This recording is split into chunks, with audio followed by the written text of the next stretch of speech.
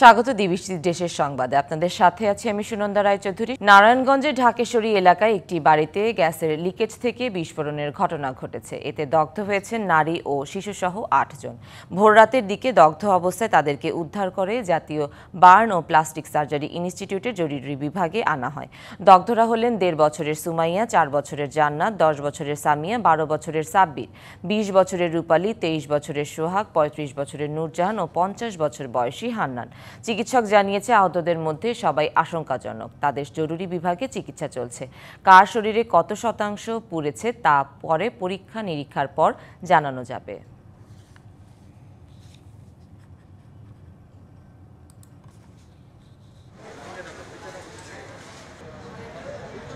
মাওলানা ভাসানী বিজ্ঞান ও প্রযুক্তি বিশ্ববিদ্যালয় ক্যাম্পাসে রাজনীতিমুক্ত আইনের কোনো তোয়াক্কা করেনি ছাত্রলীগ।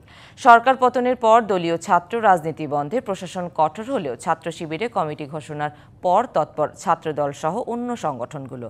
যদিও শিবির বলছে তারা লেজুর ভিত্তিক দলীয় সংগঠন নয়, আর শিক্ষার্থীরা জোর দিচ্ছেন ছাত্র সংসদ নির্বাচনে। টাঙ্গাইলের মাওলানা ভাসানী বিজ্ঞান ও প্রযুক্তি বিশ্ববিদ্যালয় ১৯৯৯ সালে প্রতিষ্ঠিত এই বিশ্ববিদ্যালয়টিতে ছাত্র, শিক্ষক, কর্মকর্তা, কর্মচারী সবার জন্য রাজনীতি নিষিদ্ধ করা হয়। তবে শেখ হাসিনার আওয়ামী লীগ ক্ষমতায় আসার পর রাজনীতি নিষিদ্ধের আইনটি বন্দী হয়ে পড়ে কাগজে। প্রকাশ্য ছাত্র রাজনীতি শুরু করে ছাত্রলীগ। ২ দফা কমিটি ঘোষণা করে কার্যক্রম চালালে অভিযোগ ওঠে শিক্ষার্থী নির্যাতন সহ ক্ষমতাসীন দল ও বিশ্ববিদ্যালয় কর্তৃপক্ষের এজেন্ডা বাস্তবায়নের। গেল বছর কোটা বিরোধী আন্দোলনে সেই মাত্রা তীব্র হলে ফুঁসে ওঠেন শিক্ষার্থীরা। সরকার পতনের পর বিতাড়িত করা হয় ছাত্রলীগকে। শিক্ষার্থীদের দাবির মুখে ছাত্র রাজনীতি বন্ধে কঠোর হয় বিশ্ববিদ্যালয় কর্তৃপক্ষ। তবে ছাত্র শিবির ঘটা করে কমিটি ঘোষণা করলে নড়ে চড়ে বসে অন্য ছাত্র সংগঠনগুলো। যদিও এ নিয়ে ভিন্ন ব্যাখ্যা আছে ছাত্র শিবিরের। আমরা বিশ্বাস করি যে ছাত্র রাজনীতি নিষিদ্ধ করা বা ছাত্র রাজনীতি নিষিদ্ধের মধ্য দিয়ে জাতীয় নেতৃত্বের জায়গায় আমাদের সংকট তৈরি হতে পারে ভবিষ্যতে। ছাত্র রাজনীতির আমূল একটি পরিবর্তন আসুক, সংস্কার আসুক, ছাত্র রাজনীতি ছাত্র এবং শিক্ষার্থী বান্ধব হোক। এখন ক্যাম্পাসে তৎপর ছাত্রদল। কমিটি না থাকলেও নেতৃত্বে থাকা শিক্ষার্থীদের দাবি, শিবিরকে মোকাবেলা করতেই তাদের কার্যক্রম গতিশীল করা হচ্ছে। কিছুদিন আগে আমাদের ক্যাম্পাসে ছাত্র শিবিরের নতুন করে পূর্ণাঙ্গ কমিটি ঘোষণা করার কারণে আমাদের এখন মনে হচ্ছে যে না, তাদেরকে রাজনৈতিকভাবে মোকাবেলা করার জন্য আমাদের ছাত্র দলের রাজনীতি প্রয়োজন। ৫ তারিখের পর আমরা যারা ছাত্র দলের নেতাকর্মীরা এখানে আছি তাদের বিরুদ্ধে এ ধরনের সিঙ্গেল কোনো অভিযোগও নেই যে ছাত্র দলের কোনো নেতা বা কর্মী কোনো শিক্ষার্থীকে কোনো অন্যায়ভাবে অত্যাচার করেছে। দীর্ঘদিন ক্যাম্পাস দখলে রাখা ছাত্রলীগ এখন নিষিদ্ধ। নেই বাম সংগঠনের তৎপরতা। তবে ক্রিয়াশীল ইসলামী ছাত্র আন্দোলন ও ভাসানী ছাত্র পরিষদ। মাওলানা আব্দুল হামিদ খান ভাসানী একটা সাংস্কৃতিক বিপ্লবের কথা বলে গেছেন। তো সেই সাংস্কৃতিক বিপ্লবের যদি আমরা না ঘটাতে পারি তাহলে আমাদের এই বিপ্লবটা ব্যর্থ হবে। এখন ছাত্র সংসদ হইলে তাহলে যারা নেতৃত্ব স্থানীয় আসবেন, যারা নেতা হবেন, তারা সাধারণ শিক্ষার্থী নেতা হবেন। তাদের মাধ্যমে তাদের অধিকার আমরা আদায় করে নিতে পারবো প্রশাসনের কাছ থেকে। এদিকে ক্যাম্পাসে দলীয় ও লেজুর ভিত্তিক ছাত্র রাজনীতি দেখতে চান না বৈষম্য বিরোধী আন্দোলনে সক্রিয় ভূমিকা রাখা শিক্ষার্থীরা। দেশের রাজনীতি সহ সার্বিক পরিস্থিতি নিয়ে অসন্তোষ তাদের। একটা বৃহৎ প্রত্যাশা ছিল যে এই আন্দোলনের পরে আসলে অনেক কিছু পরিবর্তন হতে পারে। যতটুকু প্রত্যাশা ছিল সাধারণ মানুষের, সাধারণ স্টুডেন্টের, সেই প্রত্যাশাটা পূরণ হয় নাই। যারা এই প্ল্যাটফর্মে হয়ে কাজ করছে তারাও ওইভাবে মূল্যায়িত হয় নাই। লেজুর ভিত্তিক রাজনীতি চাচ্ছে, তাদেরকে আমরা আপাতত সাধারণ শিক্ষার্থীদের পক্ষ থেকে বলতে চাই যে এটা আমাদের এখন না হোক। বিশ্ববিদ্যালয়ে দলীয় ছাত্র রাজনীতি নিষিদ্ধ ও ছাত্র সংসদ চালুর বিষয়ে নতুন কোনো সিদ্ধান্ত হয়নি বলছেন উপাচার্য। দাবি, পড়াশোনার সুষ্ঠু পরিবেশ নিশ্চিতে কাজ করছেন তারা। আমার বিশ্ববিদ্যালয়ে মত প্রকাশের স্বাধীনতা আছে, কিন্তু লেজুর ভিত্তিক রাজনীতি ছাত্ররাও চায় না। বিষয়টা এই পর্যায়ে আছে। আর যদি ছাত্র সংসদ নিয়ে পরবর্তী সময়ে ছাত্র রাজনীতি করা যায়, সেটা পরবর্তী সময়ের প্রেক্ষাপটে সেটা সিদ্ধান্ত নেওয়া যাবে। প্রায় ৮,০০০ শিক্ষার্থীর এই বিশ্ববিদ্যালয়ে আবাসন, অতিরিক্ত টিউশন ফি, শিক্ষার মানোন্নয়ন ও গবেষণা খাতে বরাদ্দ সহ নানা সংকটের অবসান চান সাধারণ শিক্ষার্থীরা।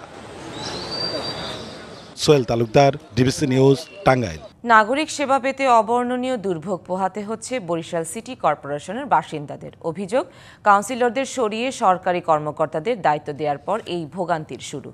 এখন যারা দায়িত্বে রয়েছেন তাদের চেনেন না নগরবাসী। একইভাবে সেবা নিতে যাওয়াদের সাথেও পরিচয় নেই কর্মকর্তাদের। দাবি উঠেছে সার্বক্ষণিক ওয়ার্ডের দায়িত্ব পালনকারীদের এ দায়িত্ব দেয়ার। 5ই আগস্টের পর বরিশাল সিটি কর্পোরেশনের 40 কাউন্সিলরকে অপসারণ করে সেখানে দায়িত্ব দেয়া হয় সরকারি কর্মকর্তাদের। একাধিক ওয়ার্ডের দায়িত্বে মাত্র একজন কর্মকর্তা। অফিসের কার্যক্রম পরিচালনার পাশাপাশি নাগরিক সেবার কাজ করছেন তারা। সেবা গ্রহীতারা বলছেন, অফিসে গিয়ে প্রবেশের পথেই হোঁচট খাচ্ছেন তারা। সহযোগিতা নিতে হচ্ছে সাবেক কাউন্সিলর ও সিটি কর্পোরেশনের কর্মকর্তা কর্মচারীদের। আমাদের একটা নাগরিক সার্টিফিকেট লাগে, মৃত্যু সনদ লাগে, আমাদের এই টিসিবি কার্ড নিয়ে কত ঝামেলা। আজকে 2 মাস হয়ে গেছে আমার ভাই মারা গেছে, এখন আমরা ডেথ সার্টিফিকেট উঠে আনছি, এখন ওয়ার্ডের যে সবার একটা সিগনেচার সেটা আমরা পাইতেছি না। আগে কাউন্সিলরদের কাছে গিয়ে যেমন পেতাম, যে সেবাটা পেতাম, সেটা আসলে এখন সেরকম পাচ্ছি বলে আমার মনে হয় না। একটি নাগরিক সার্টিফিকেট পেতে অপেক্ষা করতে হচ্ছে 1.5 মাস। এভাবেই সকল সেবাতেই দুর্ভোগে নগরবাসী।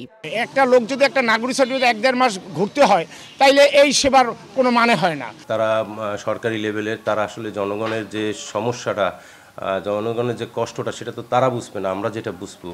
নগরবাসীরা দায়িত্বরত কর্মকর্তাদের কাছে সহজে যেতে না পারায় তৈরি হয়েছে সংকট, বলছে সুশীল সমাজ। অতিরিক্ত দায়িত্ব এটা। একদিকে তারা তাদের কাজগুলি করতেছে প্রাতিষ্ঠানিক, অন্যদিকে তারা এই কাজ করতেছে জনগণের সাথে তাদের কোনো সম্পর্ক নেই, তারা চেনেও না, জানেও না, কী করে, এবং না চেনা জানার কারণে এইটা বিলম্ব হচ্ছে একটা প্রত্যয়ন দিতে। কাউন্সিলরদের মতো সেবা দেয়া বর্তমানে দায়িত্বরতদের পক্ষে কষ্টকর বলে জানান এই কর্মকর্তা। এখন জনগণের যে কিছুটা হয়তো ভোগান্তি হচ্ছে আর কি, এটা আমি শতভাগ হচ্ছে না এটা আসলে বলা যাবে না, তবে আমাদের অফিসারও চেষ্টা করছে যতটুকু সম্ভব আর কি।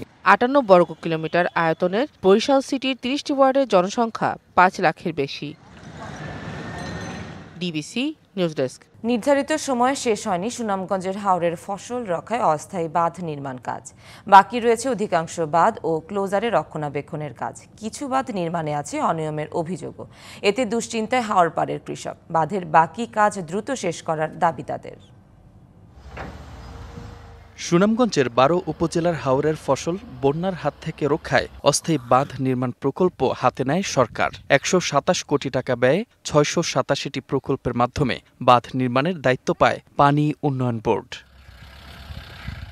এসব প্রকল্পের কাজ 28 ফেব্রুয়ারির মধ্যে শেষ হওয়ার কথা ছিল, কিন্তু বেশিরভাগ বাঁধে এখনও বাকি রয়েছে স্লোপ করা, ঘাস লাগানো ও দুর্মুজের কাজ।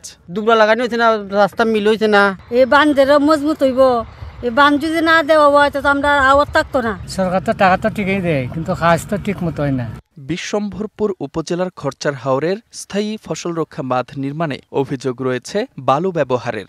ভারী বৃষ্টি হলে বাঁধ ধসে পড়ার আশঙ্কা কৃষকদের। বালু দিতেছে, মাটিও দিতেছে, কোনোটা মিক্সার করে দিতেছে। মাটিটা দিলে সবচেয়ে সুন্দর শক্ত হবে। যে বালু দিতেছে এই বালু কিন্তু রাস্তার মধ্যে থাকবে না, কেন এই বালুগুলা ইমন আছে ভেঙে যাইতেও পারে, কিন্তু যেভাবে দেখা যাইতেছে এইভাবে বান টিকা সম্ভব না। কেন এখানে নদী, আরেক দিল আউর, কিন্তু দুই পাশের পানি ধাক্কা দিলে রাস্তা বানিটা টিসকিবে না। বাঁধের বাকি কাজ দ্রুত শেষ করা হবে বলে জানিয়েছে পানি উন্নয়ন বোর্ড। আমরা বাকি অবশিষ্ট কাজগুলো আগামী 10 দিনের ভিতরে শেষ করার জন্য আমার সময় বর্ধিত করার জন্য আবেদন করেছি। আমরা আশা করতেছি এই নির্ধারিত সময়ের ভিতরে আমরা কাজগুলো শেষ করতে পারবো।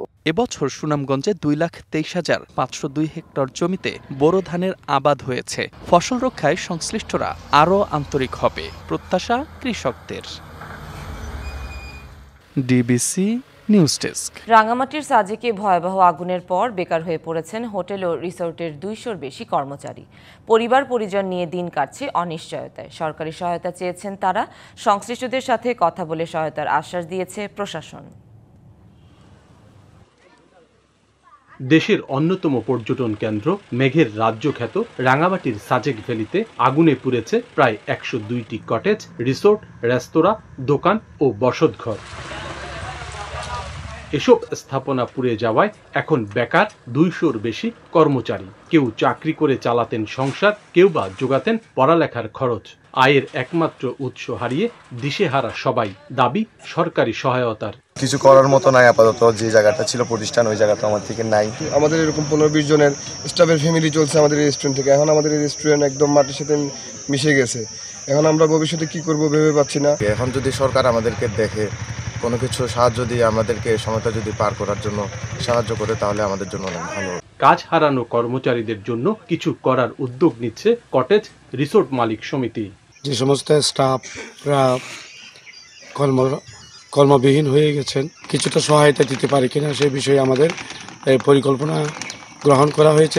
সংশ্লিষ্ট কর্তৃপক্ষের সাথে কথা বলে সহায়তার আশ্বাস স্থানীয় প্রশাসনের। দ্রুত একটা কর্মসংস্থানের একটা ব্যবস্থা করা যায় এবং তাদেরকে যদি কোনো ধরনের আর্থিক প্রণোদনা দেওয়া যায় সেক্ষেত্রে আমরা ঊর্ধ্বতন কর্তৃপক্ষের সাথে কথা বলে আমরা সিদ্ধান্ত নিব। বেকার হওয়া কর্মচারীদের কাজের সুযোগ করে দিতে সংশ্লিষ্ট কর্তৃপক্ষ দ্রুত পদক্ষেপ নেবে এমনটাই প্রত্যাশা ভুক্তভোগীদের। সৈকত রঞ্জন চৌধুরী, ডিবিসি নিউজ, রাঙামাটি। নীতিমালা না মেনেই চলছে নওগাঁর অধিকাংশ ক্লিনিক ও ডায়াগনস্টিক সেন্টার। অস্বাস্থ্যকর পরিবেশ, নেই স্থায়ী চিকিৎসক, নার্স, অনুমোদনও নেই অনেকগুলোর। এতে প্রতারিত হচ্ছেন সেবা প্রত্যাশীরা। প্রশাসন ব্যবস্থা না নেয় ক্ষুব্ধ তারা। তবে অবৈধ ক্লিনিকের বিরুদ্ধে নিয়মিত অভিযান চলছে, দাবি স্বাস্থ্য বিভাগের। বেসরকারি ক্লিনিকের অনুমতি পেতে সার্বক্ষণিক চিকিৎসক, প্রশিক্ষিত নার্সসহ প্রয়োজনীয় যন্ত্রপাতি ও স্বাস্থ্যসম্মত পরিবেশ থাকা বাধ্যতামূলক। তবে এ নিয়ম মানছে না নওগাঁর বেসরকারি স্বাস্থ্যসেবা কেন্দ্রগুলো। ব্যাঙের ছাতার মতো গড়ে ওঠা 3 শতাধিক ক্লিনিক ও ডায়াগনস্টিক সেন্টারের বেশিরভাগই চলছে স্থায়ী চিকিৎসক ছাড়া। নেই প্রয়োজনীয় সরঞ্জাম ও চিকিৎসার পরিবেশ। রয়েছে দালালদের দৌরাত্ম্য। আছে ভুল চিকিৎসা ও সরকারি ওষুধ বিক্রির অভিযোগও, যে কারণে অতিরিক্ত টাকা খরচ করেও কাঙ্ক্ষিত সেবা পাচ্ছেন না রোগীরা। দেখা যাচ্ছে সিট সংখ্যা যা সে অনুযায়ী যে ডাক্তার থাকার কথা বা নার্স থাকার কথা সেখানে কোনো কিছুই নাই। চিকিৎসা সেবাকে নিয়ে ব্যবসা শুরু হয়ে গেছে কসাইখানার মতো। আমরা সাধারণ লোক মেডিকেলে গেলে ওষুধ পাই না, আর ওষুধ ওই খালডোবায় পড়ে থাকে নাকি। প্রয়োজনীয় শর্ত পূরণ না করে এসব প্রতিষ্ঠান চলার পেছনে স্বাস্থ্য বিভাগের দায় দেখছেন স্থানীয়রা। তৎকালীন যে প্রশাসন এখনো সেই প্রশাসন বহাল আছে, 2-1টা পদে হয়তো বা পরিবর্তন হয়েছে, কিন্তু পুরো প্রশাসনটাই কিন্তু সেই দুর্নীতির সাথে সংযুক্ত। আমার দুর্বলতা, নাহলে আমার এখানে সংযুক্তি রয়েছে। নিয়ম না মানা প্রতিষ্ঠানগুলোর বিরুদ্ধে ব্যবস্থা নেওয়ার দাবি ক্লিনিক ও ডায়াগনস্টিক সেন্টার মালিক সমিতির। 326টার মতো ক্লিনিক, এর মধ্যে 1/3 ক্লিনিক আমাদের সরকারের রেজিস্টারভুক্ত না। যারা চলার মতো তা চালাতে হবে, যারা চলেন তাদের বাদ দেওয়ার ব্যবস্থা করতে। ক্লিনিকগুলোকে নিয়মের আওতায় আনতে স্বাস্থ্য বিভাগ চেষ্টা চালাচ্ছে, জানালেন নওগাঁ সিভিল সার্জন। এখানে প্রায় 300-র অধিক হসপিটাল এবং ডায়াগনস্টিক সেন্টার আছে এবং এগুলো দেখার পর এদের হালনাগাদ আছে কিনা বা এদের লাইসেন্স আছে কিনা বা অবৈধভাবে পরিচালিত হচ্ছে কিনা, এগুলো আমি A to Z এটা তদারকি করছি। এ ব্যাপারে স্বাস্থ্য বিভাগকে আরও তৎপর হওয়ার আহ্বান স্থানীয়দের। DBC news desk. চাঁদা না দেয় হকারকে উঠিয়ে নেয়ার ঘটনায় সিলেট মহানগর যুবদল নেতা জয়দীপ চৌধুরী মাধবকে গ্রেফতার করেছে পুলিশ। দুপুরে শান্তিগঞ্জ থানার দেবকুনা গ্রামে অভিযান চালিয়ে গ্রেফতার করা হয় তাকে। জয়দীপ সিলেট মহানগর যুবদলের সহ সাংগঠনিক সম্পাদক। গত শুক্রবার চাঁদা না দেয় কাজল মিয়া নামে এক হকারকে উঠিয়ে নিয়ে যায় যুবদলের ওই নেতা। দাবি করা হয় মুক্তিপণ। ছাড়া পেয়ে ভুক্তভোগী কাজল মিয়া মামলা করলে অভিযুক্তকে গ্রেফতার করা হয়। ঘটনার দিনের রাতেই যুবদলের পদ থেকে অব্যাহতি দেয়া হয় অভিযুক্ত মাধবকে। নাটোরের সিংড়ায় সংখ্যালঘু পরিবারের জমির দখলকে কেন্দ্র করে হামলায় একজন আহত হয়েছেন। গুরুতর আহত অবস্থায় তাকে রাজশাহী মেডিকেল কলেজ হাসপাতালে ভর্তি করা হয়েছে। রবিবার উপজেলার ত্রিমোহনী বাজার এলাকায় এই ঘটনা ঘটে। স্থানীয়রা জানিয়েছেন, নগর মাঝ গ্রামের পুলক কুমার ও তার 2 ভাই প্রায় 40 বছর আগে একই গ্রামের হামিদ মিয়ার কাছ থেকে 1 একর 21 শতাংশ জমি কেনেন। হামিদের ভাতিজা বিটন ওই জমিতে বেড়া দেওয়ার সময় স্থানীয় এক যুবক নিষেধ করলে তাকে পিটিয়ে জখম করা হয়। অভিযোগ পেয়ে সেনাবাহিনীর একটি দল পরিস্থিতি নিয়ন্ত্রণে আনে। আটক করা হয় একজনকে। দেশের সংবাদ এই ছিল এখনকার মতো। ডিবিসি নিউজের সংবাদগুলো পড়তে ভিজিট করুন dbcnews.tv আর ভিজিট করুন ডিবিসি নিউজের ফেসবুক পেজ এবং ইউটিউব চ্যানেল। সাথেই থাকুন।